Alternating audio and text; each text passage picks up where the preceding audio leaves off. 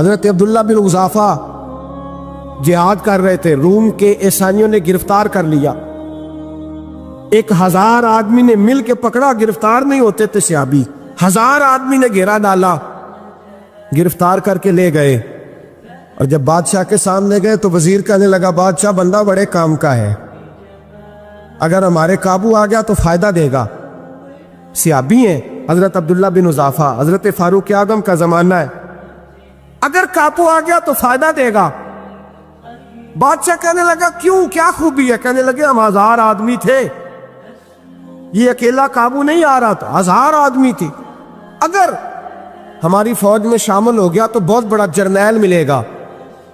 بادشاہ کہنے لگا کوئی مسئلہ نہیں، 2-3 چیزیں ہوتی ہیں بندے کو خریدنے کے لیے، خرید لیتے ہیں۔ بادشاہ کہنے لگا عبداللہ جتنی دولت تجھے چاہیے میں تجھے دے دیتا ہوں، میرے لشکر میں آ جا، معاذ اللہ اسلام چھوڑ دے۔ حضرت عبداللہ بن حذافہ کیا فرماتے ہیں؟ فرماتے ہیں بڑا تو بیوقوف ہے، میں نے دولت کمانی ہوتی تو مدینے میں بیٹھ کے تجارت کرتا، میں دولت کمانے نہیں نکلا، میں تو رسول اللہ کی رضا کمانے کے لیے نکلا ہوا ہوں۔ دولت کمانی ہوتی تو کسی مارکیٹ میں ہوتا، میدان میں آنا تو شہادت ہے مطلوب مقصود مومن، نہ مال غنیمت نہ کشور کشائی، یہ دولت تو لونڈی ہے رسول اللہ کے دروازے کی، یہ تو پیچھے پیچھے پھرتی ہے نبی پاک کے غلاموں، یہ کمانی ہوتی تو میں کسی مارکیٹ میں ہوتا، میدان میں تھوڑا ہوتا۔ عبداللہ بن حذافہ سے ایک دوسری چال چلی، کہنے لگے میاں عہدہ جو تجھے چاہیے، میں بادشاہ ہوں، میرے نیچے جو عہدہ تو کہے گا وہ تجھے مل جائے گا۔ حضرت عبداللہ بن حذافہ کہنے لگے شاید تجھے پتہ نہیں میری تعریف کیا ہے، شاید تو جانتا نہیں میری تعریف کیا ہے۔ کہا صاحب کی کیا تعریف ہے؟ کہنے لگے میں رسول اللہ کا صحابی ہوں، اور کائنات میں سب سے بڑا عہدہ مصطفیٰ کے صحابی ہونے کا عہدہ ہے۔ صحابہ وہ صحابہ تھے جن کی ہر صبح عید ہوتی تھی، خدا کا قرب حاصل تھا، نبی کی دید ہوتی تھی۔ فرمایا میں نے حضور کے جلوے دیکھے ہوئے ہیں، مجھے عہدے کی ضرورت ہی نہیں، اور میں نے عہدہ لینا ہوتا تو میں سیاست کرتا، میں تو شہادت لینے نکلا ہوں میدان میں، عہدے کا میں نے کیا کرنا ہے؟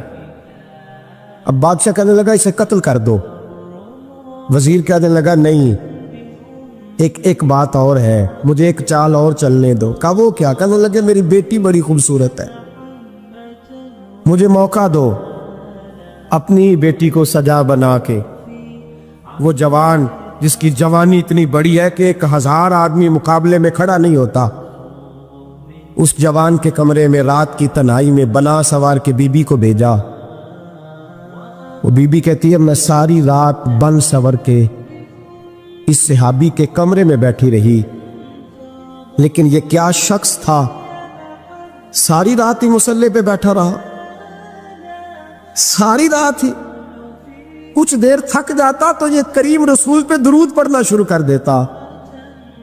بی بی کہتی ہے سحری ہو گئی تو میں نے چھو کے دیکھا کہ انسان ہے کہ جن ہے، یہ بندہ ہے کہ فرشتہ ہے، چھو کے دیکھا، کہنے لگے پیچھے ہٹ جا۔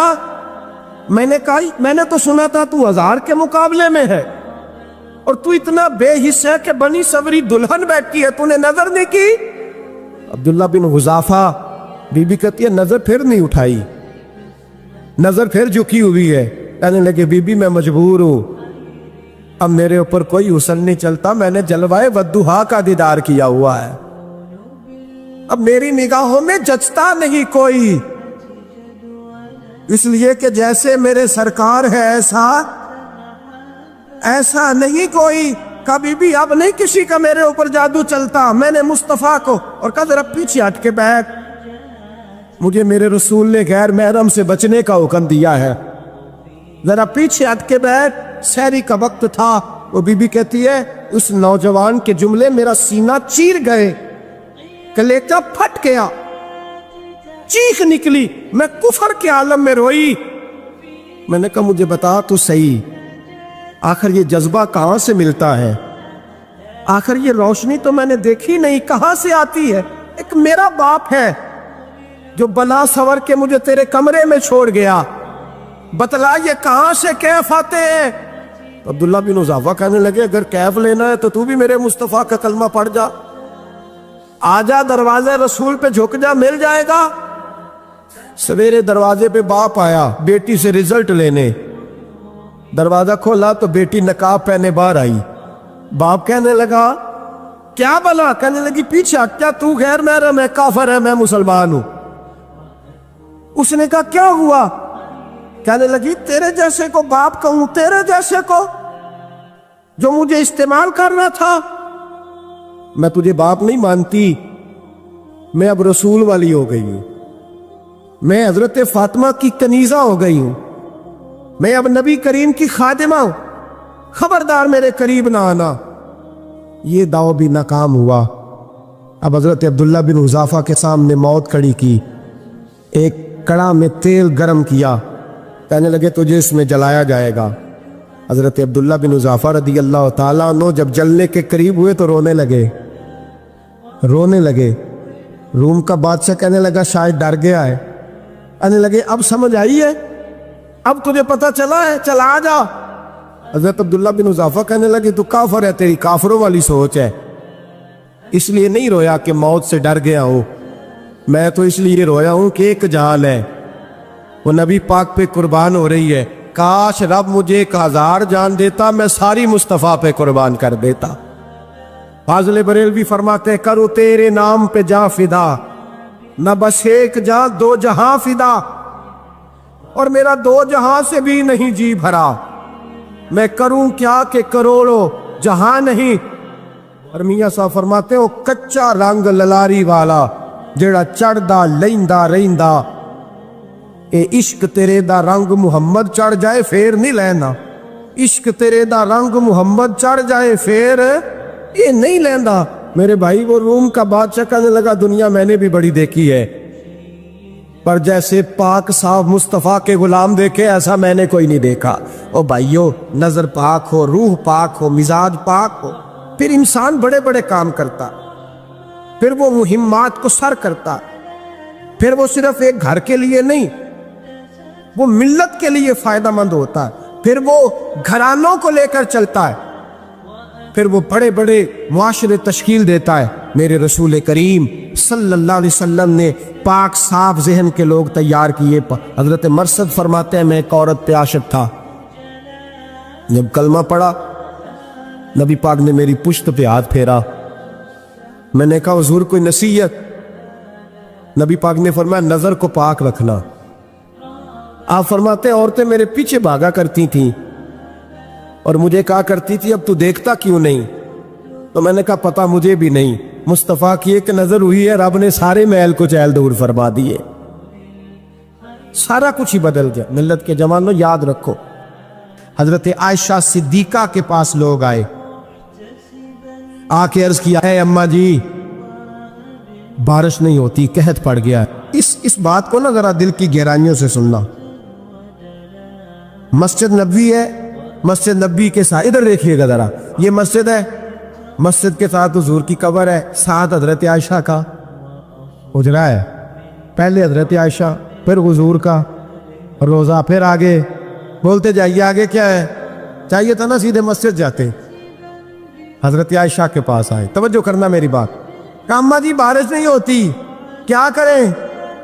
अम्मा जी ने मस्जिद नहीं भेजा, कहने लगी इस तरह करो हुजूर के दरवाजे पे जाओ और जाके ना नबी पाक जहां दफन है वहां थोड़ी सी ना जो हुजूर के सर वाली जगह है ना कब्र पे, वो छत थोड़ी सी खोल दो, छत खोल दो। सहाबा कहते हम गए जहां हुजूर की कब्र अनवर थी, हुजूर आराम फरमाते, सराने वाली साइड से थोड़ी सी छत खोली, अभी खोली थी अल्लाह ने फौरन बारिश अता फरमा दी। फौरन कहते हैं जब बारिश हुई तो हम मस्जिद में शुक्राने के नफल पढ़ने चले गए, हजरत आयशा के वसीले पे, रोजा रसूल पे, और रोजा रसूल के वसीले से अल्लाह की ये तरीका तो हमें सहाबा सिखा रहे हैं। खुदा खुदा का यही है दर, नहीं और कोई मफर मकर, जो वहां से हो यहीं आके हो, जो यहां नहीं तो वहां नहीं। सहाबा तो दरवाजे रसूल पे जा रहे हैं, एक बार नहीं बार बार जा रहे हैं। तू अकड़ के फिर रहा है, अकड़ के फिर रहा है। बड़ी जरूरी है ये बात करनी, बड़ी जरूरी, और ये बात आपके लिए सीखनी। जरा गौर करें, शैतान की गलती क्या है पता है आपको? अल्लाह को नहीं मानता था, شیطان کی غلطی کیا تھی؟ بولے کس کو ہے؟ لا الہ الا اللہ کو نہیں مانتا تھا، اللہ کو نہیں مانتا تھا؟ نہیں تو انہیں پتہ نہیں نہ اس گل دا۔ تو میں تمہیں اگر پوچھیا نا اج دی خبر کی یہ تازی تو تمہیں پتہ ہے، اور بھائی اس کو بھی سمجھیں، یہ عقیدہ ہے، یہ ایمان ہے، میری منت ہے، اس کو سمجھ لو، یہ کام آئے گا۔ یہاں عجیب رٹا ہے، یہاں لوگ معاذ اللہ تبارک و تعالی اللہ کا نام لے کے در رسول سے دور کر رہے ہیں۔ بہت بڑا دھوکہ ہے، بہت بڑی زیادتی ہے، امت کے دلوں پر خنجر چلتا ہے، اور میرا تو کلیجہ پھٹتا ہے جب میں ایسی تحریریں پڑھتا ہوں سن۔ یار تو کیا بیان کر رہا ہے؟ ڈر اللہ سے مرنا نہیں، نبی پاک کو منہ نہیں دکھانا، تو کیا کر رہا ہے؟ بتا نا شیطان کی غلطی کیا تھی؟ وہ تو صاف ستھری بات کر رہا تھا، یا اللہ ایک نہیں تو لاکھ سجدہ کرا میں تجھے کرتا ہوں۔ اللہ نے فرمایا ادھر آنا، میرے محبوب کو سجدہ کر۔ کہنے لگا نہیں کرتا، فرمایا فخرج فإنک رجیم، نکل جا تو لعنتی ہے۔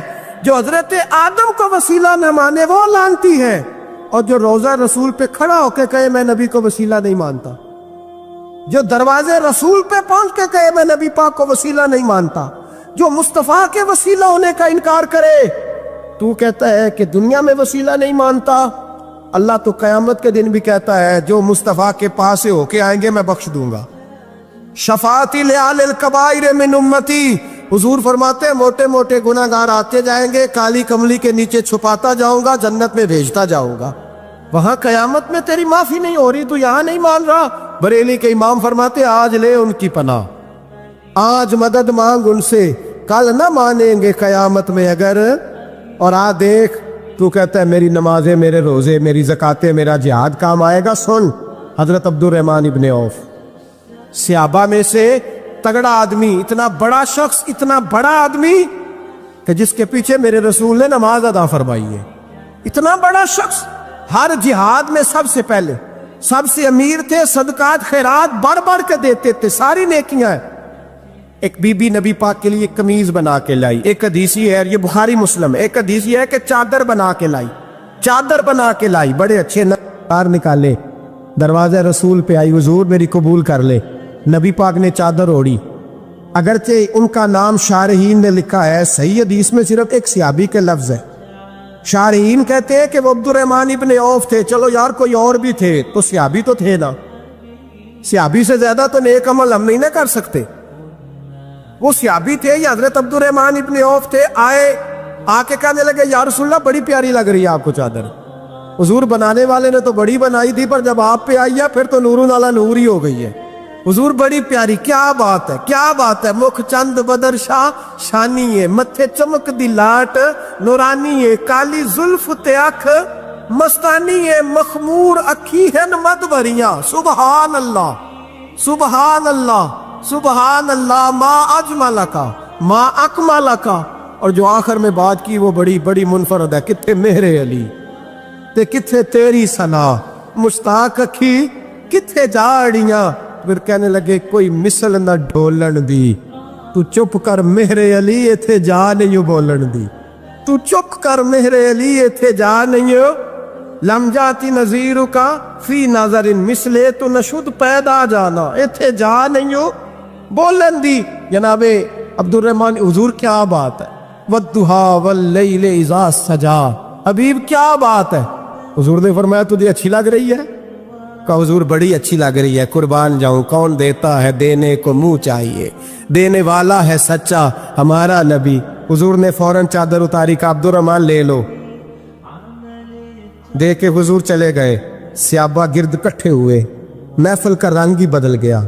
تھوڑی دیر پہلے مسکراہٹ تھی، ایک صحابی غصے سے بولے، کہنے لگے عبد الرحمن یار تو تگڑا بندہ ہے، تو چاہے تو ابھی باہر جا کے 100 چادر اس طرح کی خریدے، حضور تو کسی کی قبول ہی نہیں کرتے، بڑی مشکل سے کسی کی چیز لیتے ہیں، غریب کا خیال رکھتے ہیں۔